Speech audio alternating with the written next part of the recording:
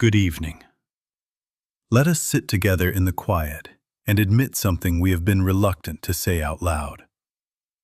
You have worked very hard at improving your thoughts, and yet fear still crouches at the edge of your bed in the morning, waits in the inbox, lurks behind the news, hides in the ledger, and even whispers through those you love.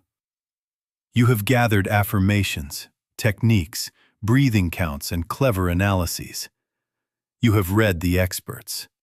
You have scrutinized your history and outlined your future with color-coded plans. And still, a tremor under the ribs. Do you see that? Now here is the sober word, offered not to wound, but to free. Better thinking has not saved you, because fear is not conquered by superior thought. Fear is fed by thought. It does not need your circumstances to survive. It needs your attention to keep it supplied. The moment you sponsor fear with contemplation, pro or con, resisting or managing, you have placed it on your payroll. Do you see that? It is not an accusation. It is a diagnosis. The meter runs whenever you begin to calculate, what if? How will I? Suppose this goes wrong. Suppose it goes right. Fear does not care which side you take, only that you keep the conversation going. In our time, it even appears respectable to worry. Responsible, prudent, adult. One says, "I'm just being realistic." Another calls it staying informed. And the world will applaud you for carrying the burden. Yet, watch it carefully. The more you analyze, the more vivid the picture becomes. The more plausible the disaster. The more intricate the hedge. You have noticed it, haven't you? A day spent scrolling the markets or listening to the latest crisis, and your sleep is thin as paper. Do you see that? I am not asking you to decorate the mind with brighter paint. I am not inviting a contest between pessimism and optimism. I am telling you a secret that ends the contest. Fear is not a power. It is a belief sustained by the activity of thinking about a future that never arrives. There is no life in it of itself. Remove the current of your thought and the picture goes dim. It cannot stand without your imagining. The sobering part is that we have been its electric company. The reassuring part is that we can pull the plug. So tonight, we begin with a promise that is not of human engineering. The answer is not a repaired mind, not a faster affirmation, not a more disciplined spreadsheet of affirmations. The answer is a shift of consciousness, a stillness in which thinking ceases its anxious manufacture, and presence reveals what is already true. Don't try to do something. Don't try to change something. Sit until the breath slows and the heart knows God is. In that isness, power begins. In that isness, fear has no bill of rights, no law to cite, no place to stand. Do you see that? Then take courage. We are not going to think our way out. We are going to rest our way free. Let us ask a simple question that removes much suffering at once. If fear were a power, would it require your consent to stay? Would a power need you to rehearse it, to imagine it, to call your friends and give it airtime? Does gravity wait for your permission? But fear, notice this, asks you to picture a scene, to narrate a script, to keep the theater open after hours. It knocks, but it does not enter without you opening. Do you see that? Fear presents itself as something out there. Wide as the sky, loud as the world. But where is it experienced? Not in the tree or the street or the lamp. It is an image that rises on the screen of your own awareness. The picture is within, not without. You do not bump into fear at the curb and fall down. You meet it as a moving picture, a suggestion. There is no such thing as an externalized illusion. The illusion is within us. Do you see that? It appears out there only because the projector is running in here. Now observe the mechanism, and you will have the key. Fear trades in future tenses.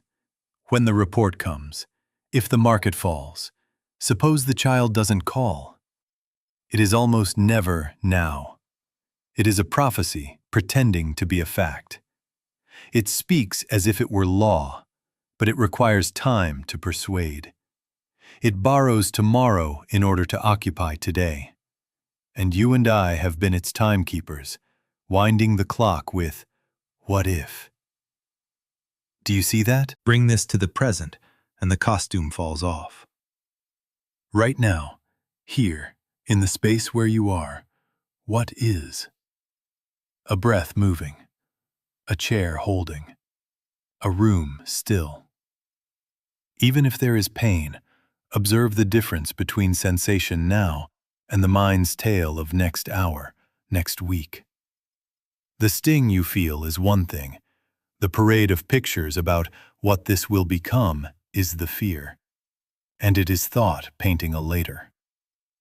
There is no future tense in truth. Truth is, I am.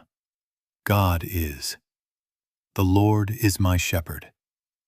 Not will be, not shall be. Is. Is, am. Do you see that? When the present is recognized, fear loses the only ground it ever had. Later. It needs a horizon to look convincing. It needs a then to wear a badge. Withdraw the time sense, and what remains? An appearance without substance. A cloud with no mountain under it. Streetcar tracks that seem to meet but do not. This is not poetry. This is diagnosis. Fear is not a power. It is a belief localized in consciousness, financed by attention, extended by thought's future tense activity. Stop believing the post-dated check, and it cannot be cashed. Do you see that? Then let the sentence settle in you until it has authority. God is. Therefore, fear is not law, not cause, not power. Only a suggestion asking to be entertained.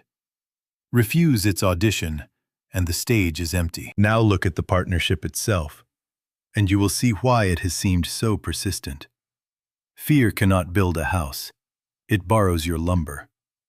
It cannot write its own invoices. It uses your pen.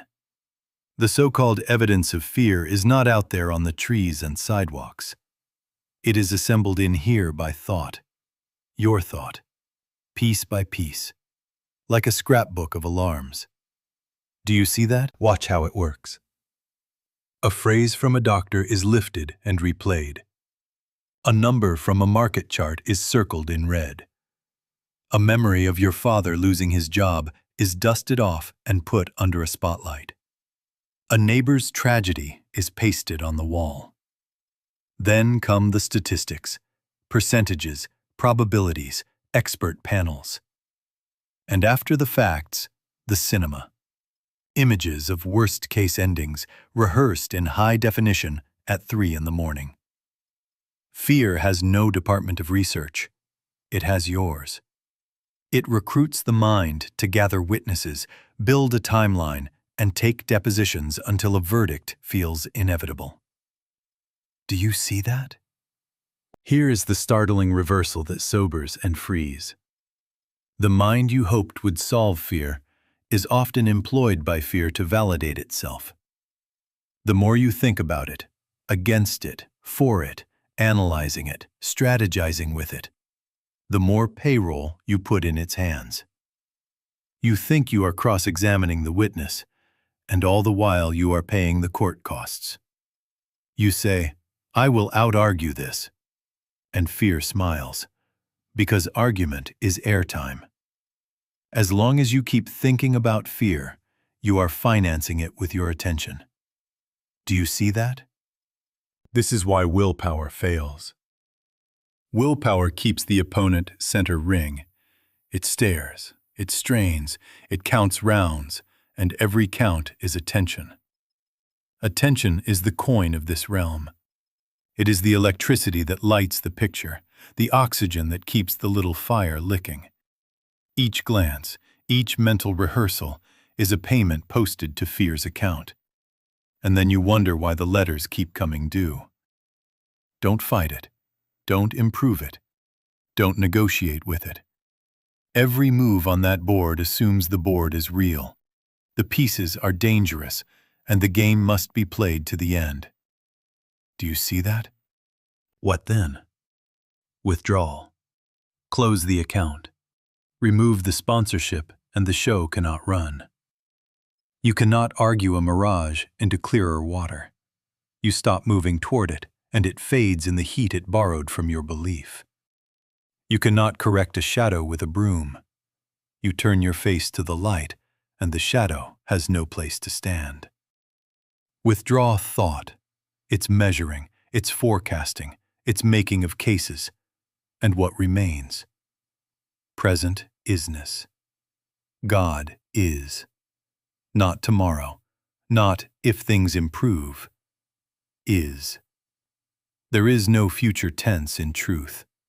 In the quiet recognition of is, the projector has no bulb, the stage no spotlight, the picture no surface. Fear, deprived of your attention, has no life, no law, no locality. Sit a moment and let that sentence have you. Attention is the only salary fear ever drew. Refuse the hire, and the worker has no work. Do you see that? Then rest in as and is, and let the unreality of the transaction become self-evident. Now, stay with me quietly, and let one word grow large enough to eclipse a universe of forecasts. Is. God is. Not God will be when the biopsy returns. Not God might be if the markets turn. God is. Is. I am. Do you see that? If you take nothing else from our time, take this single syllable and let it ring the hour in your consciousness until there are no other hours. There is no future tense in truth. Truth is not coming down the road wearing a better suit. Truth is. The Lord is my shepherd. Not shall be, not was, not could be under improved circumstances. Is.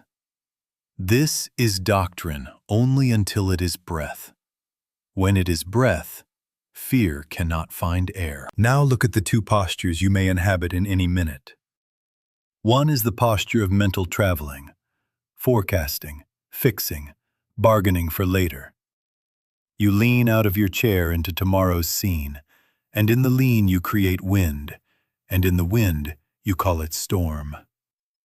That posture is the habitat of fear, because fear rents time by the hour. It needs your reservation for next week to set its furniture in place. Do you see that? The other posture is the still seat of isness. No departure, no rehearsal, no court case to mount. You do not go to God. You do not bring God. You do not persuade God. You recognize God. Now, here, is. Take the psalm and make it simple practice. The Lord is my shepherd. I shall not want. Do not press it into a promise of future pasture. Let it be what it declares, a present fact. The Lord is my shepherd means guidance is because God is. Provision is because God is. Safety is because God is. You will notice, as you rest in the sentence, that the mind tries to attach a schedule. When will this show up? How will I know it's working? That is the old travel agent handing you brochures for a place that does not exist. Decline the trip. Return to is. The proof of shepherding is the still water within you now. Do you see that? In isness, time has no handles. Fear reaches for a future to grip and finds none. Stand in today. Better, stand in this breath without name or number, and the argument cannot find a podium. This is not escape. It is the only place reality lives. God is the name of reality present. God is the life of this very awareness. Sit until the sentence begins to say itself in you without your help. God is. And watch the circuitry that fed the picture go dark. The shadow on the wall cannot stand when the lamp that threw it is turned toward the sun. Now, here, is. Never postpone the holy. Never defer your peace. There is no future tense in truth.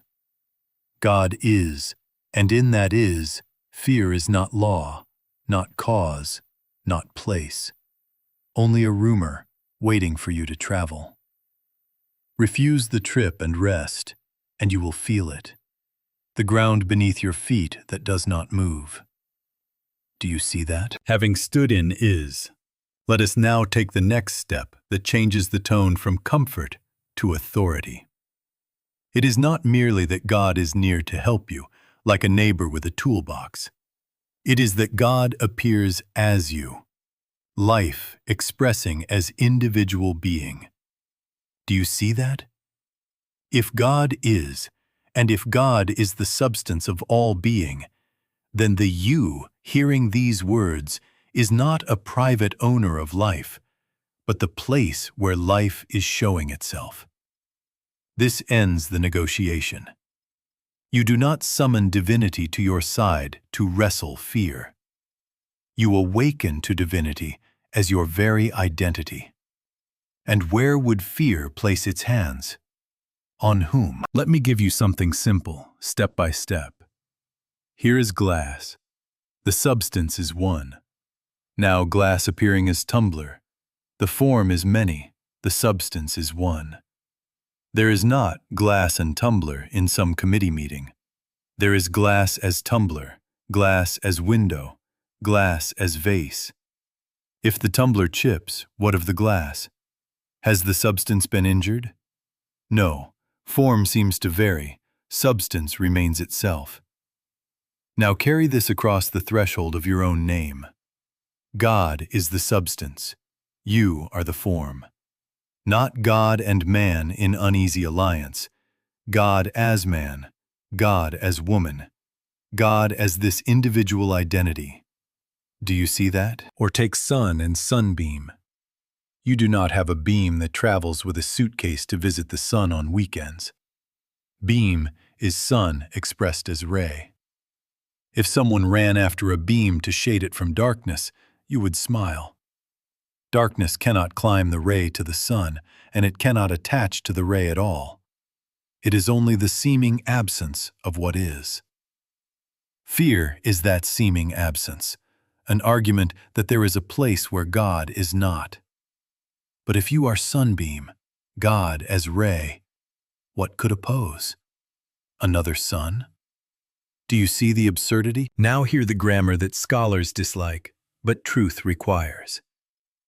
I and the Father is one. Yes, I know, the letters will come.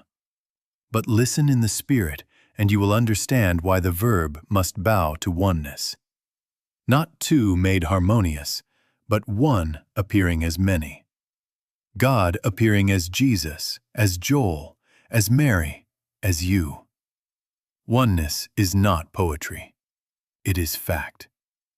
And so, not God and me facing fear, but God as me, recognizing no second power at all, only an opposing claim without substance. Why then does fear feel so personal? Because fear first sells you a separate self to protect, and then bills you for the protection. Your breath, your account, your child. It pins a name tag on illusion and calls it you. But when the as dawns, when the sense of God being the very I, the very am, is, am, the premise of vulnerability disappears. There is one power, one law, one cause. What remains for fear to fight? A rumor. And a rumor cannot bruise the substance. So stand not as a frightened human begging for better weather. Stand as what is already true, God being this very presence. Let the mind object, tally, and protest. Let it write its grammatical notes. You return to as and is. God is. Therefore, I am. Therefore, fear is not law, not cause, not place. Do you see that? Then walk gently and with authority. Not louder, but clearer. The beam does not shout. It shines. Now if as and is have begun to dawn, let us face the last disguise fear wears. Self-improvement. The world will sell you a lifetime pass to a gym for the mind. Courses to manage anxiety. Tools to cope. Techniques to put fear on a leash. But listen closely. A better manager of fear is still an employee of fear. To adopt the role of keeper, handler, supervisor is to concede that fear is a resident fact, and you must learn its habits. Do you see that? You have made a truce with a thief and called it wisdom. Here is the goldsmith antithesis that ends the negotiation. Not a frightened person made calm. The frightened person disappears, and the new creature appears. You haven't seen a repair at all. You have witnessed the new creature, Christ, and the old thinker, his tools, his alarms, his blueprints set aside. This is not a smoother narrative in the same mind.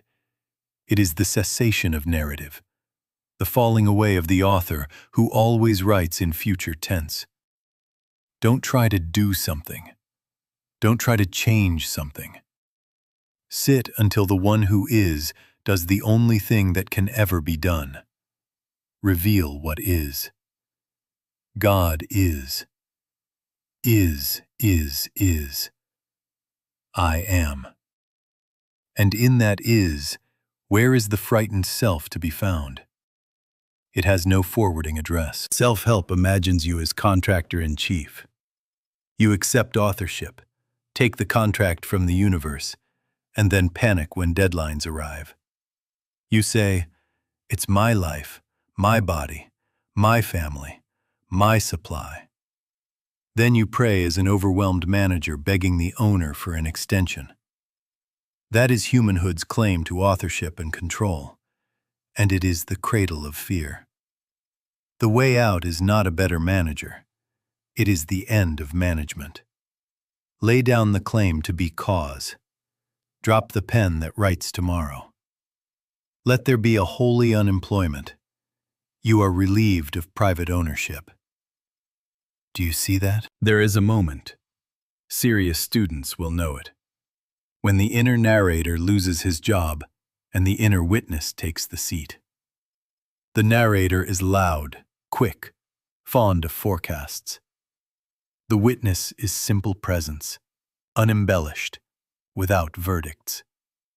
When the witness awakens, the sentences stop reaching for later. There is no future tense in truth. A hush comes that is not lethargy, but life itself recognized. This is the click. Sit in meditation until you feel that presence. Time means nothing. 5 days or 5 years, what are they to is? Except, God be with him, don't try them. When the click comes, you will not try. You will see. You say, but if I set the thinker aside, will I disappear? No, you are not losing yourself. You are losing the mask that called itself you. The separate self is the anchoring myth fear needs. Remove the anchor, and the story drifts away. What remains is not vacancy, but identity. God appearing as this very I, glass as tumbler, sun as beam. I and the Father is one. In that recognition, you do not become a braver human. You behold the only I that ever was, is, and will be. Freedom is not a better frightened self. It is the disappearance of the frightened self in the light of a new identity. Do you see that? Then rest, and let the new creature stand where the old narrator sat, without effort, without pose, present, whole, and unafraid. Now here is the instruction that startles the practitioner and saves years at once. Do not try to heal fear. Do not try to change the mind. Do not try to force peace. Every attempt to manipulate fear assumes it has power, place, and law. Every attempt to rearrange thoughts keeps thought in the pulpit. Do you see that? The effort is the advertisement. Strain certifies the opponent. Let the hands fall open. Don't try to do something. Don't try to change something. Sit. What then? Sit in quiet until the felt sense of presence announces itself without your help? The click. That click is not fireworks. It is a soft, unquestioned is within, as natural as breathing. Emmanuel, God with us, God as this very awareness, registers, and the argument goes out like a tide. Have that click. Sit in meditation until you feel that presence. Time means nothing. 5 minutes, 50 minutes, 5 years. What are they to is? Except God be with him, don't try them. When the click comes, you will not try. You will see. Do you see that? What do I mean by thinking stops? Not a clenched jaw forcing a white screen. Not a policeman mind writing tickets to passing thoughts. Thinking stops because belief in thought stops. The current is removed. A thought may pass, small as a bird crossing a vast sky, and you do not chase, swat, or frame it. The cloud drifts, the mountain remains. The movie flickers, but the projector is unplugged. You are not attaining blankness. You are resting as isness. There is no future tense in truth. God is. Is. I am. Here is the simple handling you will use 100 quiet times a day. A fear thought arises. You do not argue. You do not correct its grammar or present counter-statistics. You acknowledge it for what it is, a suggestion seeking sponsorship. I see you. Then you return, softly, steadily, to God is. Not God will handle this. Not God will appear if I repeat it enough. God is. Whisper it inwardly, not as magic words, but as recognition. God is the very life of this awareness. God is the shepherding of this moment. And the mind will test you. Is it working yet? How long will this take? Decline the clock. Return to is. Do you see that? Trust this. Peace is not manufactured. It is recognized. Presence is not imported. It is uncovered. Your part is not production, but fidelity. Refusing to re-believe the rumor. Abiding until presence is more real than thought. One power, one law, one cause. Sit Withdraw thought's sponsorship and let presence reveal itself. Never hurry, never push, never give up, never give up. Time means nothing. God is. And as you rest there, without strain, without performance, the authority that does not shout begins to dawn, and fear finds no place to stand. Let me show you how this looks when life knocks at the door with what seems like proof. A woman sits in my room with a paper in her hand, the long words no one enjoys. Suspicious mass. Further imaging recommended. In a minute, her mind is a newsroom. Press releases, maps, survivor stories, disagreeing experts. She consults the clock, the calendar, her children's birthdays projected 2, 5, 20 years out. Little sleep, big searches. She prays, but the prayers are negotiations with tomorrow. Do you see that? The fear is not in the cells. The fear is in the theater. Future tense pictures fed by attention. Now watch the turn. She did not become a medical researcher overnight. She did not win an argument with the report. She came to the chair and obeyed the instruction you and I know. Don't try to do something. Don't try to change something. Sit. Withdraw thought's sponsorship and recognize God is. Not God please be. God is. The Lord is my shepherd. She did not use the sentence to bully the future. She let it tell the truth of now. 10 minutes of agitation became 8, then 3, then a soft click. A presence more convincing than the pictures came forward. The body had not changed in that hour. The report had not called to apologize. And yet suffering ended, because the authority shifted. There is no future tense in truth. In the quiet, fear lost the time sense it needed and could not stand. Do you see that? A man phones before dawn. Payroll Friday. Bank called. Lines of credit closed. He is driving spreadsheets in circles at 2 in the morning.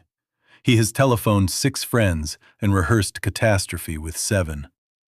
Numbers multiply like rabbits. I tell him what I am telling you. You cannot finance fear and then complain about its budget. Close the account. Sit. He protests. But Friday. The calendar is fear's favorite prophet. He sits anyway. Breath. God is. I am. The drama keeps auditioning. What about the vendors? And he declines the show. The projector is unplugged. Friday is unchanged, but when he walks into his office, his steps are not owned by panic. Calls are made. One invoice pays unexpectedly. Another expense delays a week. But understand, the miracle began before any check cleared. The suffering ended when attention came home to is, and fear had no desk left to sit at. Do you see that? One more. A young woman. 3 dots on a screen, the text that never lands. Her stomach contracts. She tells a story titled Abandonment, Act 2. Refresh, refresh. She decides to confront, to plead, to punish, all in thought. Then she remembers, as and is. God appearing as me, and God appearing as this one I love. Oneness does not need proof. It needs recognition. She puts the phone down, turns within, and abides. No spell, no bargaining. Presence. Peace arrives before the message does.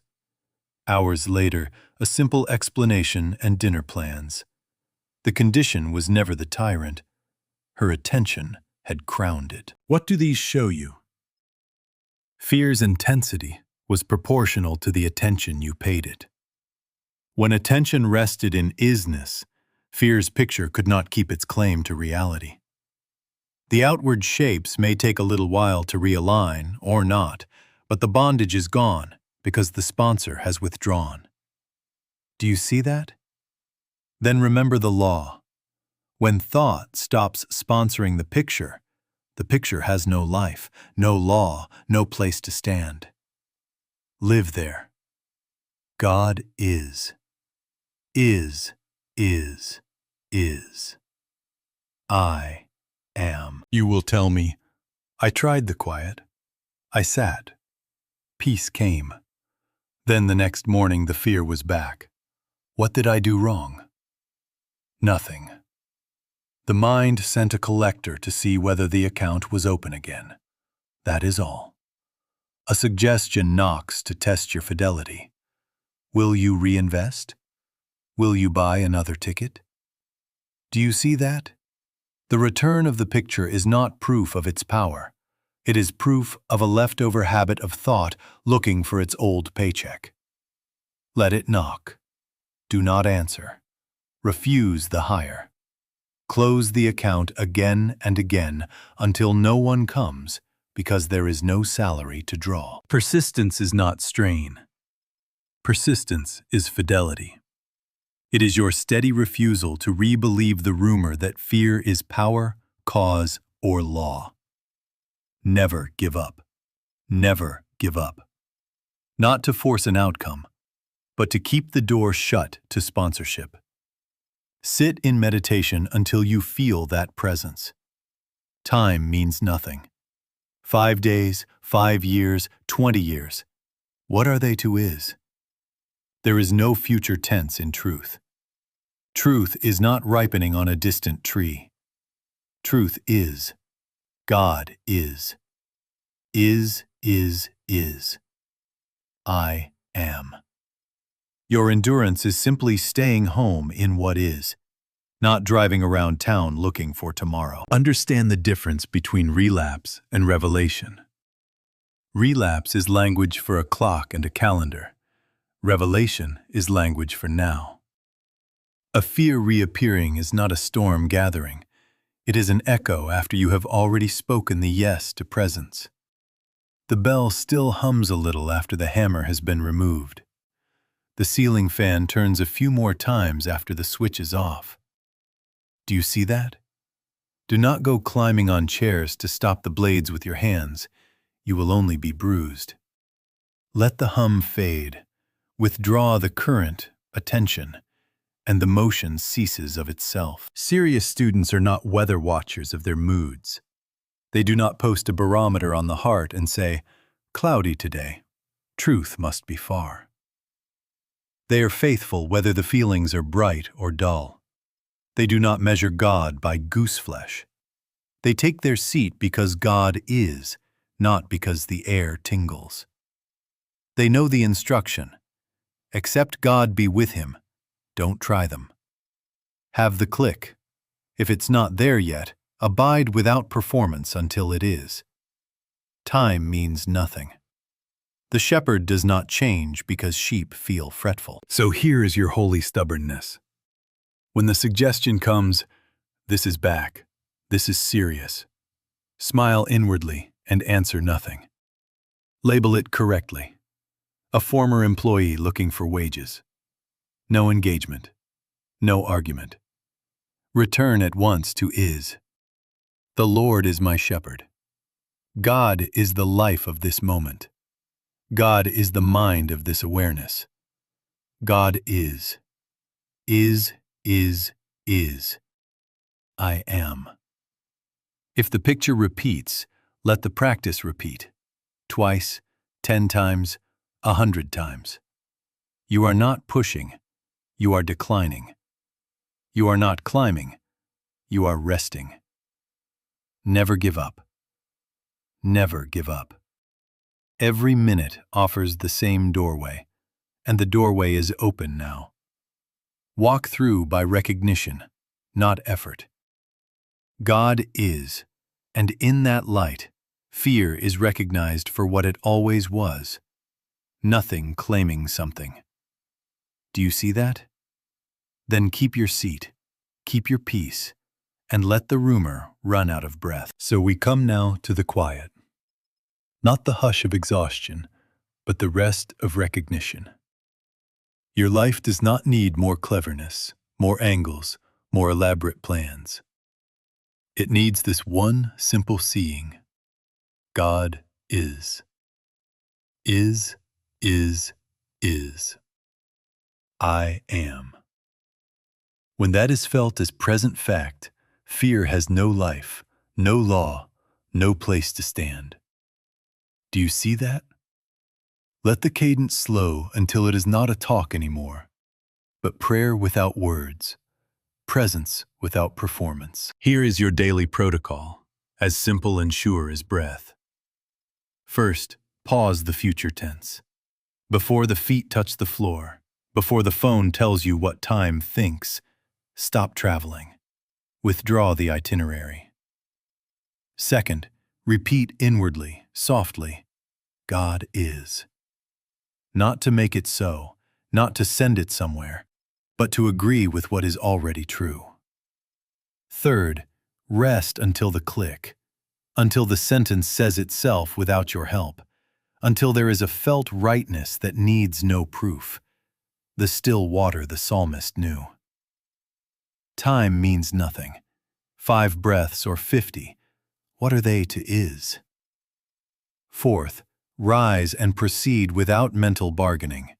No deals, no vows, no if you, then I. You walk through the day as recognized presence, not as a negotiator. Do you see that? Keep the inversion bright. Fear is not a presence. It is the absence of recognized presence. Like a shadow on a wall, it has contour only while a light is misdirected. Turn the light to its source. God is the very life of your awareness, and the shape that boasted of itself cannot keep an address. There is no future tense in truth. Truth does not arrive later to evict fear. Truth recognized now leaves nothing to evict. One power, one law, one cause. God is. And yes, live. Pay your bills, kiss your children, go to work, bake the bread, answer the email. You may even go to the movies. Oh, I can go to the movies every night. Only don't take fear as your counselor to pick the film. Don't let it hold your calendar or sit at the head of your table. Let presence be the quiet advisor who needs no voice to be obeyed. You will find that simplicity becomes wisdom, that next steps appear without strain, that what must be done is done without that inner tremor that once passed for energy. Now let the benediction settle where decisions once buzzed. The Lord is my shepherd, I shall not want. Say it as present because it is. The Lord is my shepherd. Guidance is. Supply is. Safety is. Life is. I shall not want because God is. God is, is, is, is.